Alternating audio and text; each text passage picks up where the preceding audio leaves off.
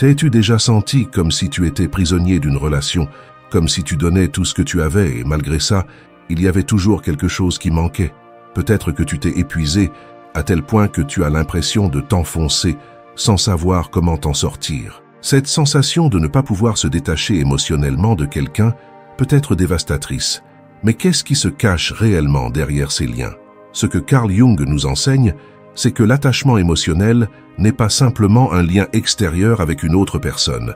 Il s'agit d'un reflet profond des dynamiques internes de notre psyché, un miroir déformé de nos propres besoins, désirs et peurs non résolus. Cela semble complexe, n'est-ce pas? Mais au fond, qu'est-ce que l'on cherche vraiment en se liant émotionnellement à quelqu'un? Souvent, cet attachement provient d'un besoin intérieur, d'un vide que l'on essaie de remplir. Ce vide peut être émotionnel ou psychologique, et on tente de le combler en projetant sur l'autre ce dont on a besoin, mais que l'on ne sait pas comment se donner à soi-même. Ce processus inconscient de projection est l'une des clés pour comprendre comment l'attachement émotionnel fonctionne, et en même temps, comment il peut devenir nuisible. Imagine cette situation. Tu es dans une relation, et même lorsque la personne est à tes côtés, tu te sens incomplet, comme si quelque chose n'était jamais à sa place. Peut-être que tu attends inconsciemment que l'autre comble ce vide, même sans t'en rendre compte. Cette attente, en réalité, est la manifestation de besoins non satisfaits. Mais comment pouvons-nous voir que cela se passe réellement?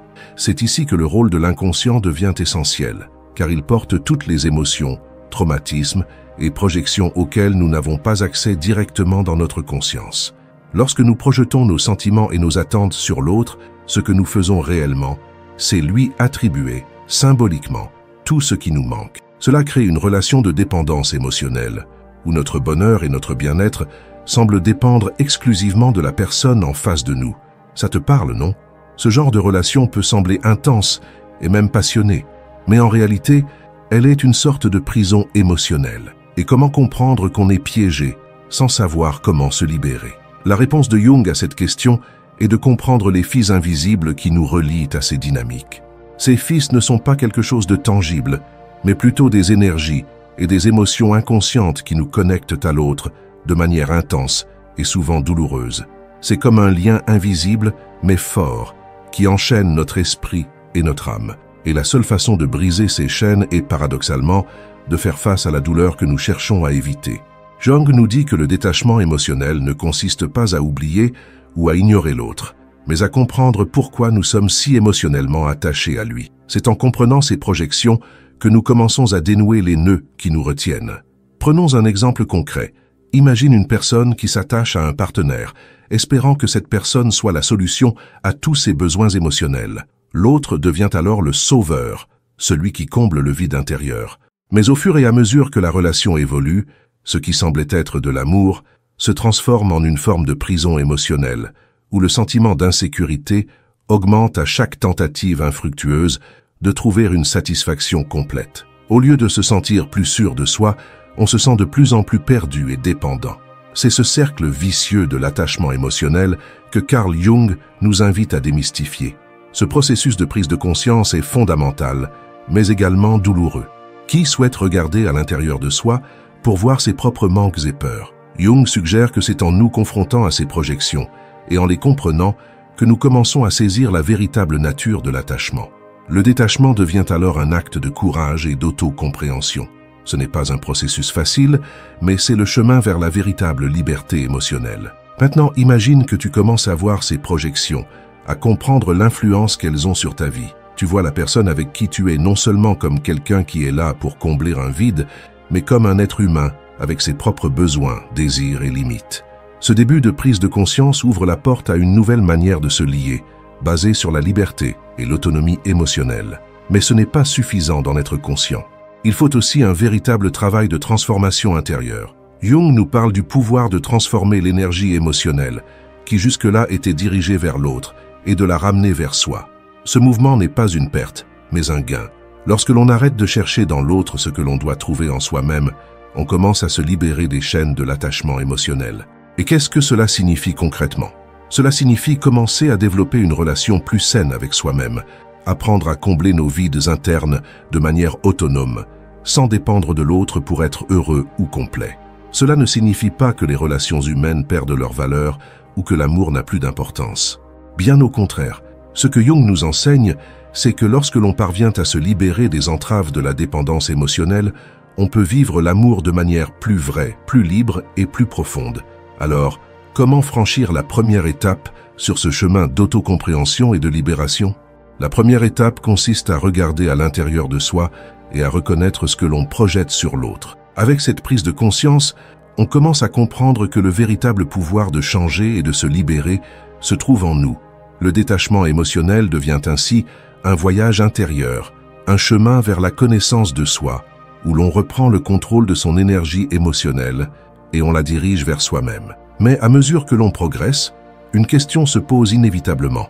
Comment gérer la douleur qui accompagne cette libération? La douleur, pour Jung, n'est pas quelque chose à fuir, mais quelque chose à comprendre.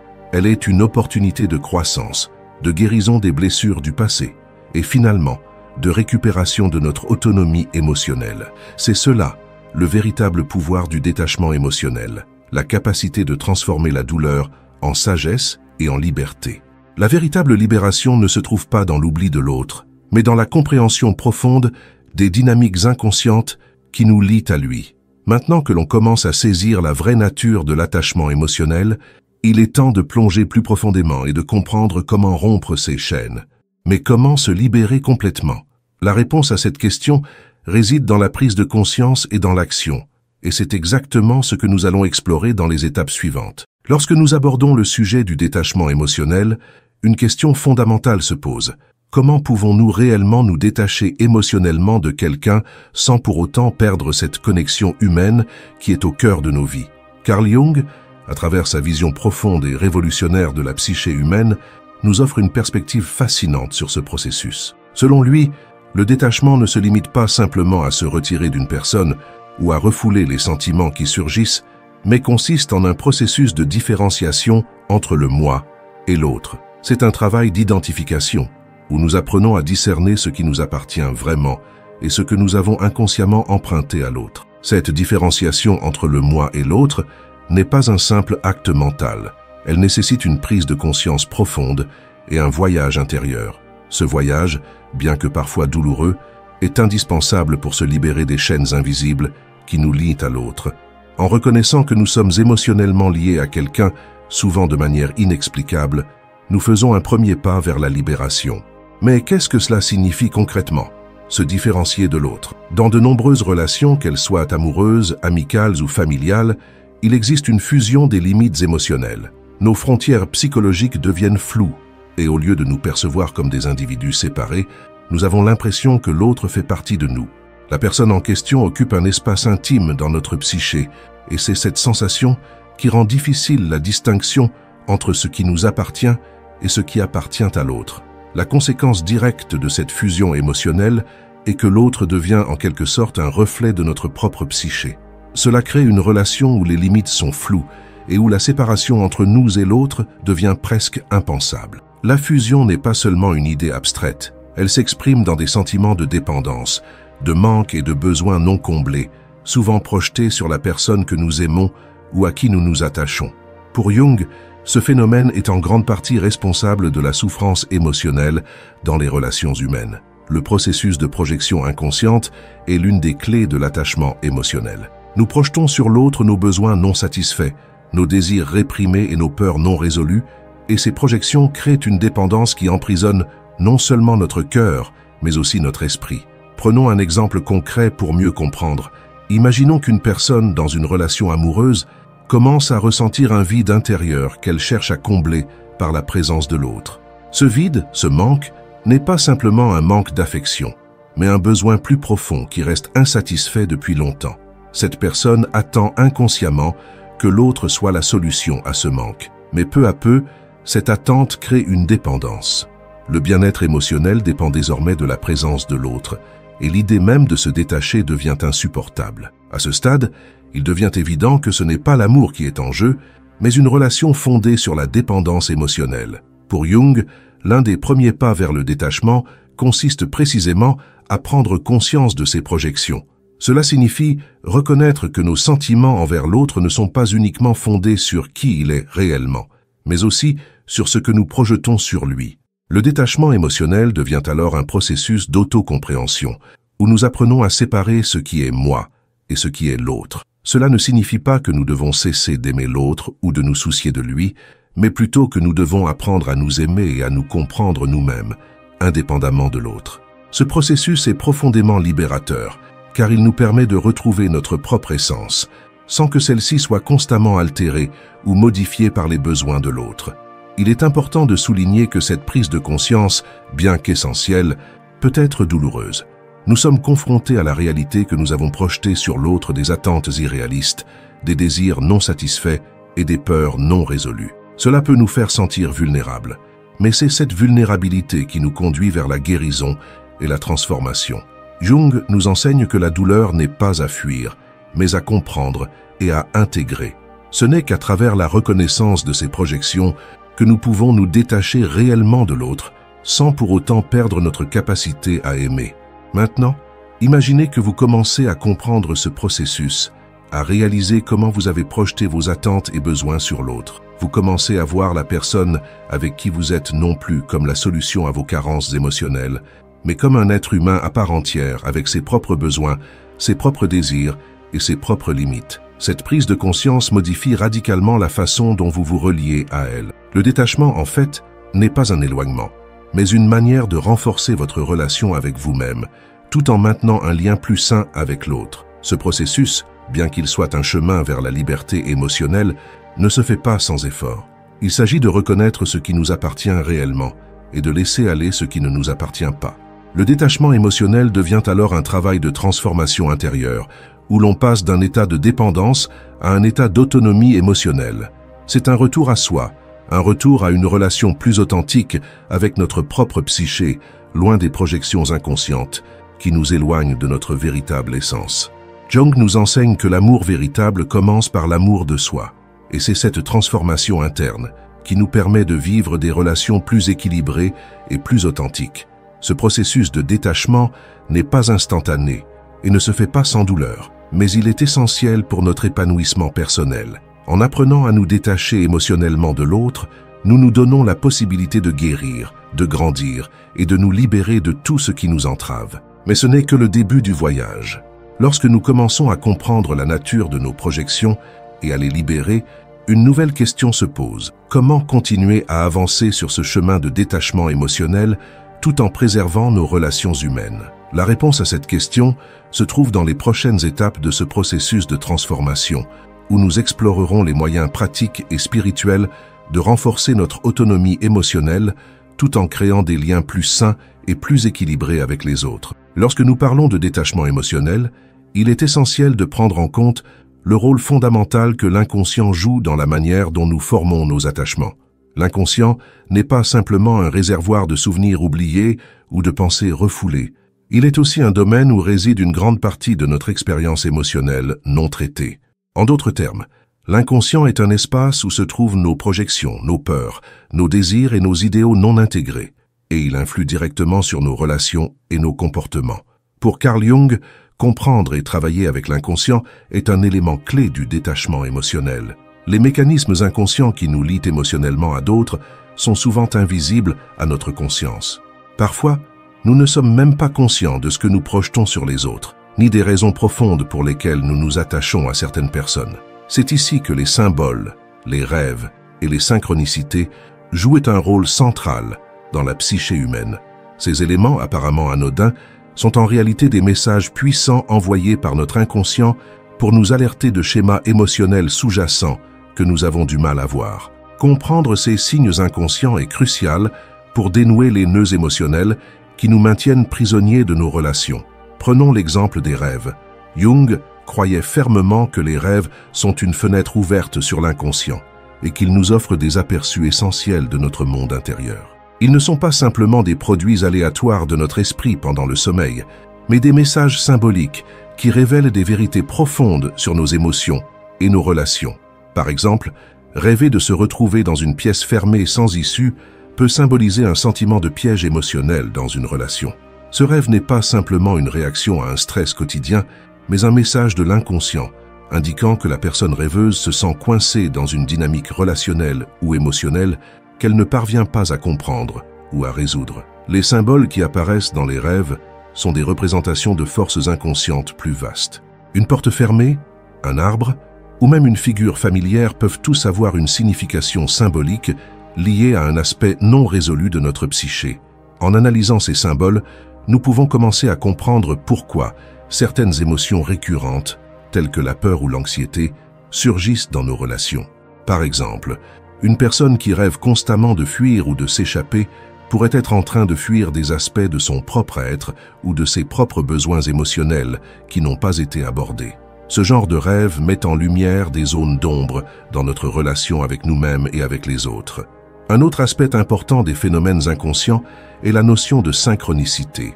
Selon Jung, les synchronicités sont des coïncidences significatives qui se produisent dans nos vies, qui n'ont pas de relation causale directe, mais qui sont liées de manière significative à notre processus interne. Ce phénomène est souvent vécu comme une sorte de signal venant de l'inconscient, qui peut offrir des orientations sur des décisions émotionnelles ou des relations. Lorsqu'on se sent émotionnellement bloqué ou prisonnier d'une relation, il est parfois possible de vivre des événements synchroniques qui viennent confirmer ou clarifier ce que l'inconscient cherche à nous dire. Imaginons, par exemple, que vous êtes dans une relation où vous vous sentez constamment dépendant de l'autre, mais vous ne comprenez pas pourquoi vous ne pouvez pas vous détacher. Peut-être qu'un événement extérieur, comme la rencontre fortuite d'une vieille amie ou la lecture d'un livre sur la liberté émotionnelle, vous pousse à remettre en question votre comportement.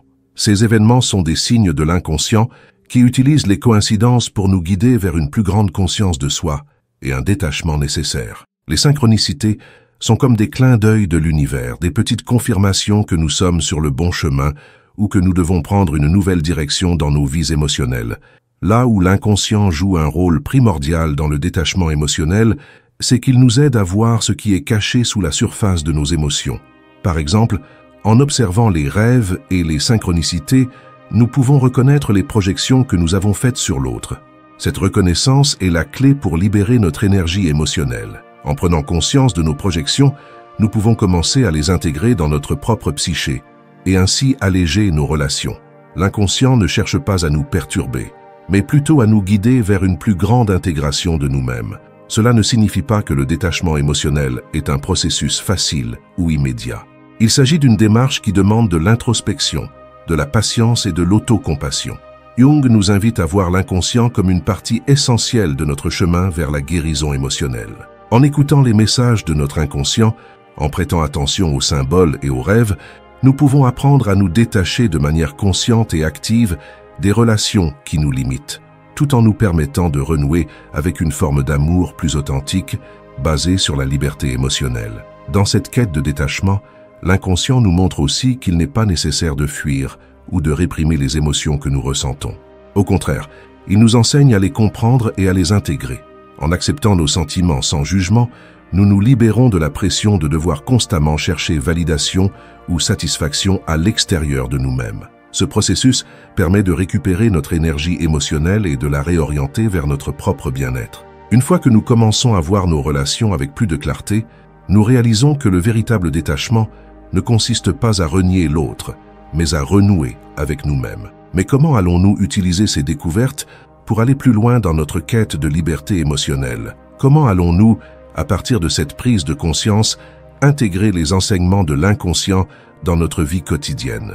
La réponse à ces questions réside dans la pratique et dans l'engagement à explorer encore plus profondément les dynamiques internes qui nous relient aux autres. Au fur et à mesure que nous explorons notre inconscient et que nous travaillons sur nos projections, nous devenons plus conscients de nos véritables besoins et des façons de créer des relations plus saines et plus équilibrées. Le détachement émotionnel n'est pas simplement un acte de renoncer ou de se distancer d'une autre personne, c'est avant tout un chemin vers une meilleure connaissance de soi. La conscience de soi est la clé de ce processus. En prenant conscience de nos projections, de nos croyances limitantes et des schémas inconscients qui influencent nos réactions émotionnelles, nous nous permettons de prendre du recul et de comprendre pourquoi nous nous accrochons à certaines personnes ou à certains comportements. Jung nous enseigne que la première étape pour se libérer de l'attachement émotionnel est de devenir pleinement conscient de ces dynamiques invisibles qui façonnent nos vies. Prenons un exemple concret. Imaginez qu'une personne éprouve une dépendance émotionnelle envers son partenaire, croyant que seule cette personne peut combler ses besoins affectifs. Chaque interaction devient une source d'anxiété, car le bien-être de cette personne semble entièrement dépendre de la réaction de l'autre. Cependant, cette personne ne réalise pas qu'elle projette ses propres attentes sur son partenaire, espérant inconsciemment que l'autre puisse satisfaire des besoins émotionnels qui, en réalité, devraient être abordés et nourris à l'intérieur d'elle-même. C'est ce genre de projection qui conduit à une relation déséquilibrée, où l'un des partenaires devient un sauveur et l'autre un dépendant. Jung nous invite à observer ces projections. Il ne s'agit pas simplement de voir l'autre pour ce qu'il est, mais de reconnaître ce que nous plaçons en lui. La prise de conscience de ces mécanismes internes nous permet de libérer l'autre de la position dans laquelle nous l'avons placé et de reprendre possession de notre propre pouvoir émotionnel. Cela commence par l'introspection, l'examen de nos propres croyances, de nos peurs et de nos attentes. Par exemple, une personne qui se sent constamment rejetée par son partenaire pourrait inconsciemment projeter une peur d'abandon liée à son passé. Cette peur pourrait être issue de blessures non résolues, comme une relation familiale dysfonctionnelle ou une expérience de rejet dans le passé. En prenant conscience de cette projection, la personne réalise que le rejet ressenti n'est pas nécessairement dû au comportement de son partenaire, mais à une peur qui provient de son propre passé émotionnel. Cette prise de conscience crée un espace pour la guérison et pour un détachement plus sain. Cependant, prendre conscience de nos projections et de nos schémas émotionnels n'est pas toujours facile. L'inconscient, comme le souligne Jung, a une manière subtile de nous manipuler pour éviter que nous ne confrontions ces vérités inconfortables. Nos défenses psychologiques, comme le déni ou la rationalisation, se dressent souvent sur notre chemin, nous empêchant de voir ce qui est vraiment là. Mais c'est précisément ce travail de dévoilement qui ouvre la voie à la guérison. Ce processus peut être douloureux, mais il est essentiel pour avancer vers une autonomie émotionnelle véritable. L'autoconscience est aussi un outil puissant pour briser les cycles de dépendance émotionnelle. Lorsque nous devenons conscients de nos schémas, nous avons la possibilité de les interrompre, de les transformer. Prenons l'exemple d'une personne qui a toujours recherché des relations où elle était en quête constante de validation extérieure. Cette personne peut prendre conscience de ce besoin de validation et commencer à se tourner vers l'intérieur pour trouver la validation qu'elle recherche. Ce processus n'est pas facile et demande une discipline intérieure, mais il est la clé pour établir une relation saine avec soi-même et avec les autres. La prise de conscience de soi n'est pas seulement une question d'introspection, mais aussi un travail actif sur nos comportements. Cela implique de remettre en question nos réactions automatiques, de nous demander d'où elles viennent et pourquoi elles se manifestent. Pourquoi réagissons-nous de manière excessive à certaines situations? Pourquoi avons-nous peur de nous détacher d'une personne, même quand nous savons que cela est nécessaire pour notre bien-être? Ces questions ouvrent la voie à une meilleure compréhension de nos mécanismes émotionnels et à la possibilité de faire des choix plus conscients. Jung nous invite à comprendre que la conscience de soi ne signifie pas seulement un examen intellectuel de nos pensées et de nos actions, mais un engagement profond dans le processus de guérison intérieure. Ce travail demande de l'honnêteté avec soi-même, de l'humilité et parfois de la souffrance. Cependant, c'est à travers cette souffrance que nous grandissons. En confrontant nos blessures et nos peurs, nous pouvons les intégrer et les transformer.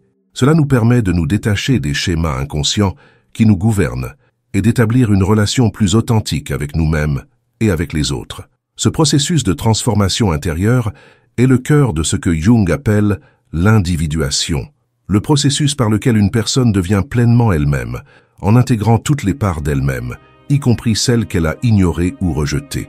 Le détachement émotionnel est une étape importante dans ce processus. En nous détachant de l'autre, nous nous rapprochons en réalité de notre propre essence. Ce n'est pas un acte de rejet ou de fuite, mais un acte de retour à soi, un retour à ce qui nous définit réellement. Ainsi, le détachement émotionnel, loin d'être un acte de froideur ou d'indifférence, devient un acte d'amour véritable envers soi-même. C'est un chemin vers la liberté intérieure, où nous sommes capables d'aimer de manière plus libre et plus saine, sans dépendre des autres pour valider notre existence. En apprenant à nous détacher émotionnellement, nous découvrons que l'amour véritable commence par l'amour de soi. Cette libération nous permet de vivre nos relations de manière plus authentique, basée sur le respect mutuel, la compréhension et la liberté. Mais alors, une nouvelle question se pose. Comment allons-nous mettre en pratique cette conscience de soi au quotidien? Comment appliquer cette connaissance dans nos interactions et nos relations? Ce n'est qu'en répondant à ces questions que nous pourrons continuer notre cheminement vers un détachement émotionnel plus sain une liberté intérieure retrouvée et des relations plus équilibrées. Et c'est précisément ce que nous explorerons dans les prochaines étapes de ce processus. Lorsqu'on parle de transformation intérieure, il est impossible de ne pas évoquer l'une des métaphores les plus puissantes que Carl Jung a utilisées pour décrire ce processus, l'alchimie. Pour Jung, l'alchimie n'était pas simplement une quête de transformation des métaux en or, mais une métaphore de la transformation intérieure de l'être humain. Le détachement émotionnel, dans cette optique, peut être perçu comme un processus alchimique de purification, de transmutation et de régénération. Il s'agit de transformer nos douleurs émotionnelles, nos attachements et nos souffrances en une forme plus élevée de sagesse et de liberté. Mais comment se déroule ce processus?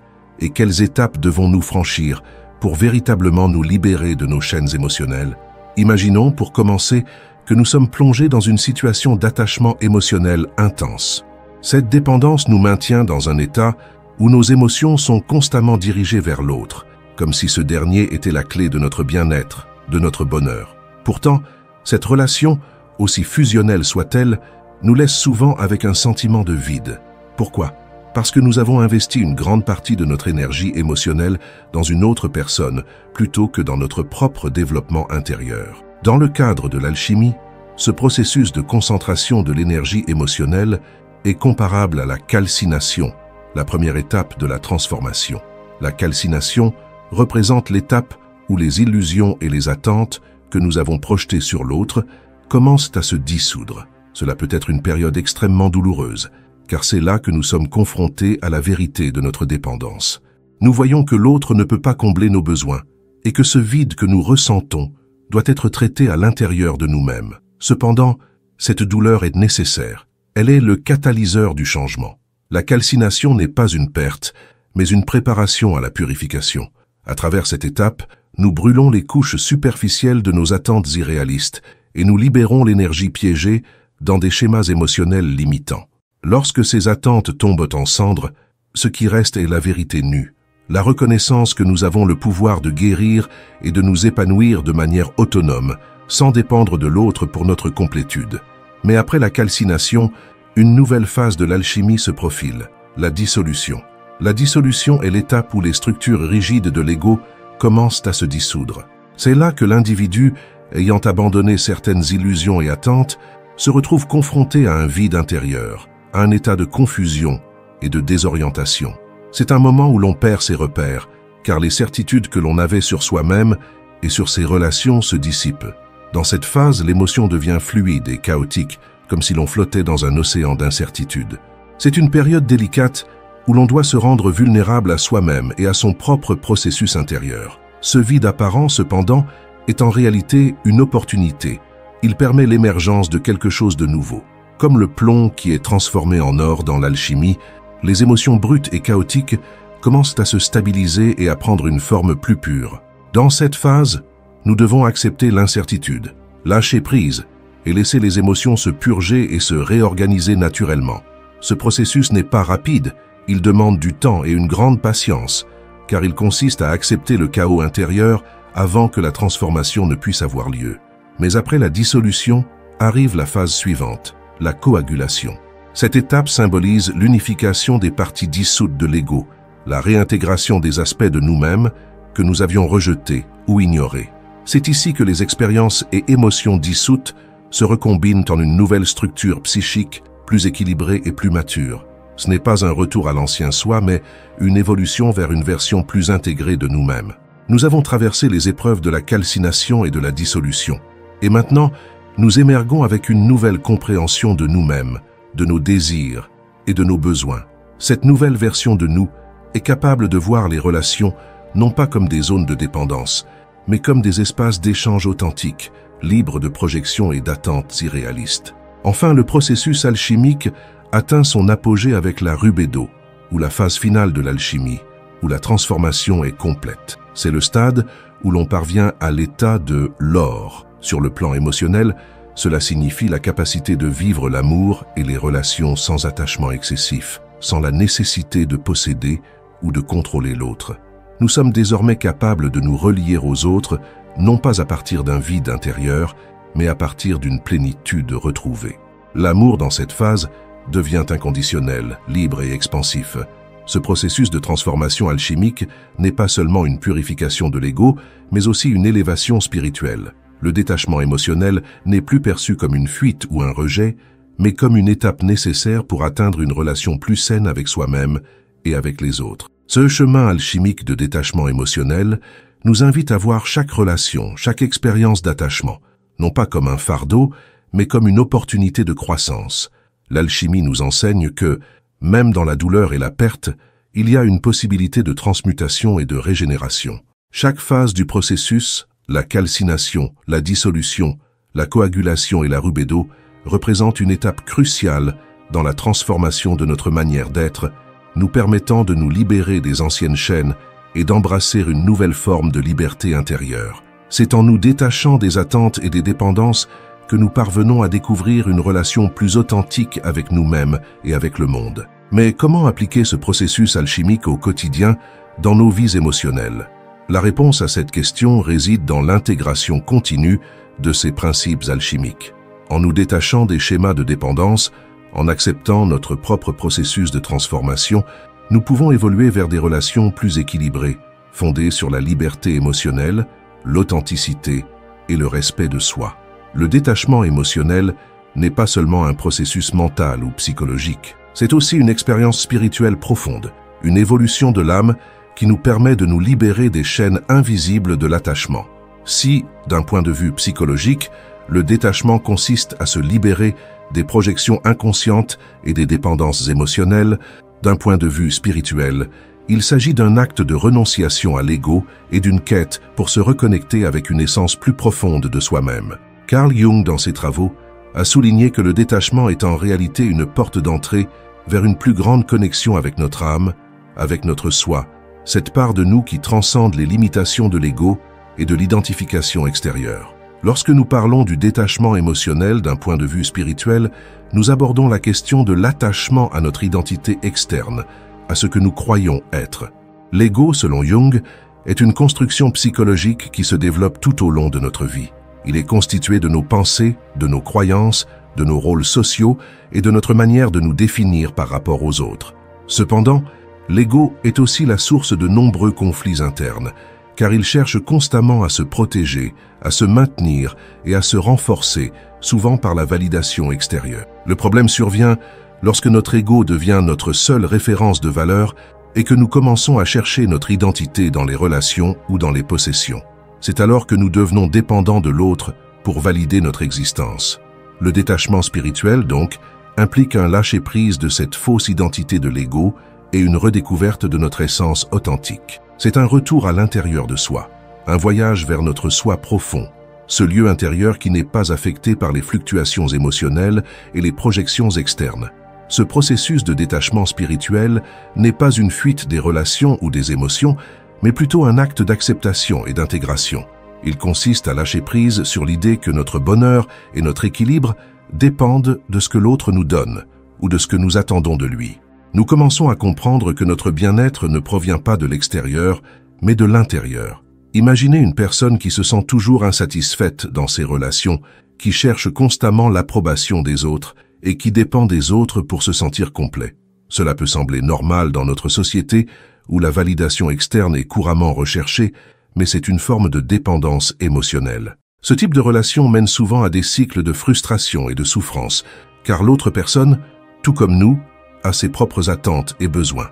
Le détachement spirituel consiste à se détacher de ce besoin d'approbation et de validation, à comprendre que nous sommes suffisants par nous-mêmes et que notre valeur ne dépend pas des opinions ou des comportements des autres. Cette dimension spirituelle du détachement va au-delà de la simple séparation émotionnelle. Elle touche à la notion de lâcher-prise de notre attachement à nos propres idéaux et croyances limitantes. Jung nous enseigne que, pour atteindre un état de paix intérieure, il faut être prêt à abandonner les illusions et à accepter l'incertitude. Laisser tomber ce qui est illusionnel nous permet de nous connecter à une forme plus profonde d'amour, un amour inconditionnel qui ne dépend pas des conditions extérieures. Il s'agit d'une forme d'amour plus pure, une forme de connexion authentique avec nous-mêmes et avec les autres. Lorsque nous parvenons à ce détachement spirituel, nous nous ouvrons à une nouvelle dimension de notre existence. Ce détachement n'est pas un renoncement à l'amour, mais plutôt un moyen d'aimer plus librement, sans les chaînes des attentes et des dépendances émotionnelles. Le véritable amour, tel que Jung le voit, ne peut exister que lorsque nous cessons de chercher à posséder ou à contrôler l'autre, mais plutôt lorsque nous permettons à l'autre d'être ce qu'il est et que nous nous permettons, nous aussi, d'être ce que nous sommes réellement. C'est une relation fondée sur le respect mutuel, la compréhension et la liberté. En suivant ce chemin de détachement spirituel, nous découvrons également la notion de synchronicité, un concept fondamental de la psychologie jungienne. La synchronicité fait référence à la coïncidence significative d'événements qui, bien qu'ils ne soient pas liés causalement, semblent se produire de manière divinement orchestrée, comme si l'univers nous envoyait des signes pour nous guider dans notre parcours. Ces événements synchroniques ne sont pas des hasards, ils sont des messages de notre inconscient, des indications que nous suivons le bon chemin. Dans le contexte du détachement émotionnel, la synchronicité peut se manifester sous la forme d'opportunités, de rencontres ou de circonstances qui nous aident à voir plus clairement ce que nous devons lâcher pour avancer dans notre propre processus de guérison et de transformation. Par exemple, si une personne décide de se détacher d'une relation toxique, elle pourrait expérimenter une série de synchronicités qui lui montrent qu'elle est sur la bonne voie.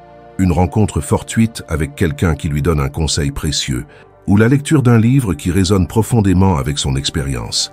Ces signes sont là pour confirmer qu'elle fait un choix aligné avec son bien-être intérieur, même si cela peut être difficile à comprendre au départ. Le détachement spirituel est donc une forme de libération profonde. C'est une ouverture vers une nouvelle manière de vivre les relations humaines, non pas comme une quête de possession ou de contrôle, mais comme un échange libre, respectueux et authentique. Ce détachement, loin de nous éloigner des autres, nous rapproche de notre véritable nature et des autres à un niveau plus profond, plus véritable. Le détachement émotionnel et spirituel, selon Jung, ne consiste pas à abandonner les relations humaines, mais à libérer l'esprit et le cœur des dépendances et des attentes illusoires. Cela nous permet de créer des relations plus harmonieuses et plus équilibrées, basées sur une réelle compréhension de soi-même et des autres. C'est un chemin vers la liberté intérieure, une liberté qui nous permet d'aimer plus pleinement et plus sincèrement, sans les entraves de l'ego et des projections inconscientes.